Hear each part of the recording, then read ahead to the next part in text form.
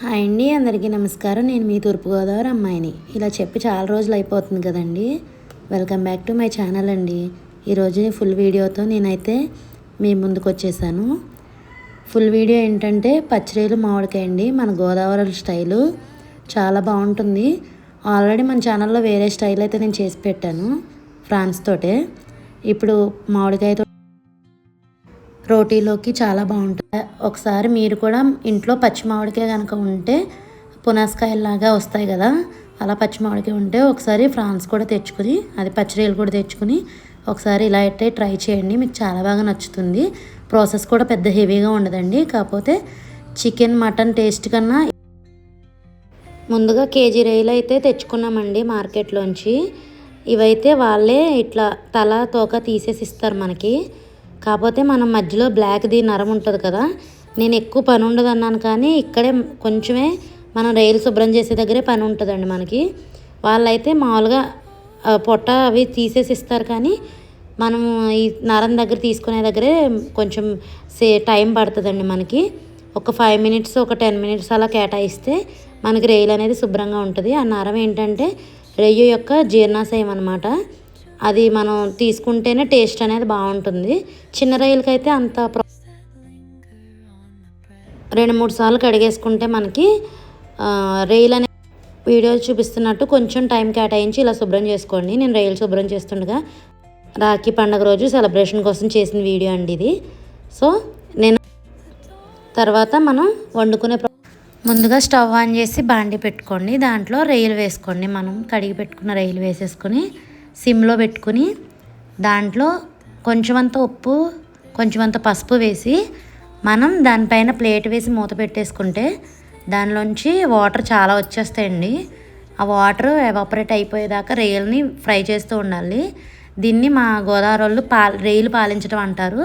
రొయ్యలు ఎప్పుడైనా సరే ఇలా పాలించి వండుకుంటేనే నీసు వాసన అనేది రాదంట. సో రొయ్యలు వండుకునేటప్పుడు ఇలా పాలించేసి ఆ వాటర్ అంతా ఎగిరిపోయేదాకా ఉంచాలి.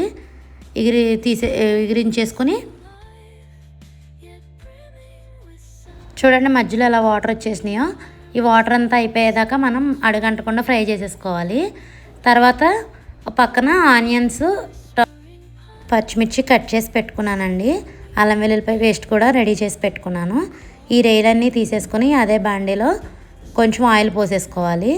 కొంచెం అడుగంటిందండి, అదే కూరలో కలిసిపోతుందని అదే బాండీ పెట్టేశాను. ఆయిల్ హీట్ అయిన తర్వాత మనం ముందుగా పచ్చిమిర్చి వేసి ఫ్రై చేసుకోవాలి. ఈ కర్రీలోకి ఆయిల్లో ఫ్రై అయిన పచ్చిమిర్చి అన్నం తిన్నప్పుడు తింటే చాలా టేస్టీగా అనిపిస్తాయి. ఒకసారి ట్రై చేయండి. తర్వాత అల్లం వెల్లుల్లి పేస్ట్ ఒక స్పూన్ వేసుకొని ఫ్రై చేసుకోవాలి. అది ఫ్రై అయిపోయి పచ్చివాసన పోయిన తర్వాత ఆనియన్స్ వేసి కొంచెం బ్రౌన్ కలర్ వచ్చే వరకు ఫ్రై చేసుకోవాలి. తర్వాత మామిడికాయ ముక్కలండి, మామిడికాయ చెక్కేసుకొని చిన్న మామిడికాయ, పునాసకాయ చాలా పులుపు ఉంటుందండి, పులుపు చూసుకుని వేసుకోండి. కేజీ రేలుకి నాకు చిన్న మామిడికాయ అయితే కరెక్ట్గా సరిపోయింది.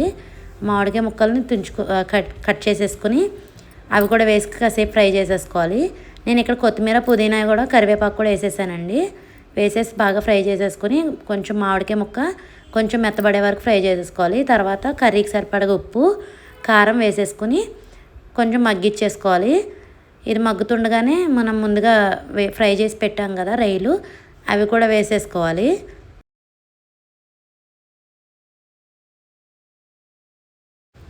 మన వీడియోలో ఇంకా ఫ్రాన్స్ వీడియోలు, అదే పచ్చిరొయ్యల వీడియోలు, చేపలు పులుసులు అన్నీ చాలా ఉన్నాయండి మన ఛానల్లో. ఒకసారి మీకు ఇంట్రెస్ట్ ఉంటే చెక్ చేసి చూడండి. అలా నా వీడియోలు నచ్చితే ప్లీజ్ సబ్స్క్రైబ్ చేసుకోండి. ఆ రొయ్యలు కూడా వేసేసిన తర్వాత మనకి పచ్చిరొయ్యలు మామిడికాయ ఉడకడానికి సరిపడగా వాటర్ పోసుకొని సిమ్లో మూత పెట్టేసి దగ్గరికి అవనివ్వాలండి. ఆ వాటర్లోనే మనకి ఈ పచ్చిరొయ్యలు మామిడికాయ అనేది బాగా ఉడికిపోతుంది. ఉప్పు సరిపోయిందో లేదో చూసుకుని మధ్యలో అంతే. పచ్చిరొయ్యలు మామిడికాయ కర్రీ రెడీ అండి. మీకు నచ్చితే మీరు కూడా ట్రై చేసి మన ఛానల్ సబ్స్క్రైబ్ చేసుకోండి. Thanks for watching.